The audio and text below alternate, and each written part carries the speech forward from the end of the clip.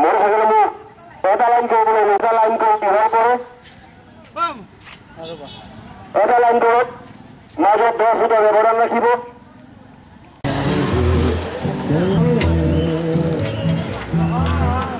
মিজুলত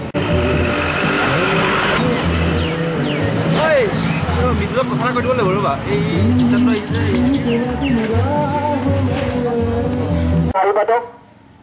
এই ঘৰটো ধুনীয়াকৈ লোৱা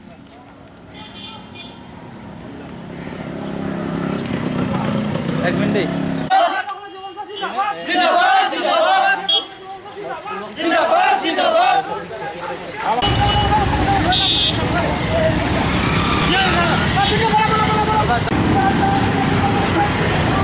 আগত হ'ব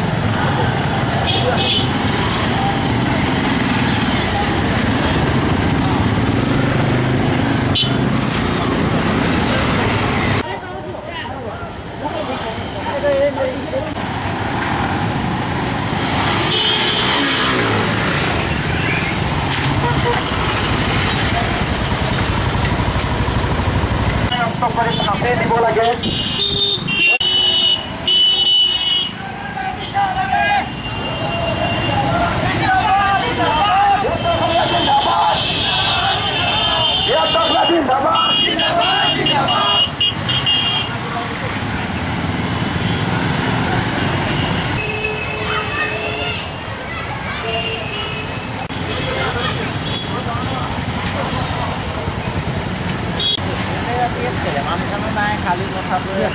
ভাবো মানে বনমন্ত্ৰী যেতিয়াবা তেওঁ হৈছে তেতিয়াবা গড় হত্যা বেছি হৈছে আৰু তেওঁ যদি পদত্যাগ নকৰে নহয় এতিয়া গড় হত্যা মানে কাজিৰঙাত এটাও নাথাকিব সেইকাৰণে তেওঁ পদত্যাগ কৰক আমি পদত্যাগৰ দাবী তুলিছোঁ এতিয়ালৈকে তেওঁ একো সুবিচাৰ কৰা নাই আৰু যিহেতু ফাঁচি নিদিয়ে যদি চোৰাং চিকাৰীক তেওঁলোকে ফাঁচি নিদিয়ে তেতিয়া তেওঁ প্ৰুভ কৰি দিব যে তেওঁ জড়িত হৈ আছে বুলি ভাবি চোৰাং চিকাৰীৰ লগত ৰকিবুল হুছেইন ডাঙৰীয়া কাৰণ তেওঁ এটা বিচাৰ কৰক আৰু অতি সোনকালে চোৰাং চিকাৰীসকলক চিনাক্ত কৰি তেওঁলোকক ফাঁচি দিয়ক বৃহত্তৰ অসমীয়া যুৱ মঞ্চৰ ফালৰ পৰাই এটা কথাই ক'ব বিচাৰিছোঁ যে আজি ৰকিবুল হুছেইন ডাঙৰীয়াৰ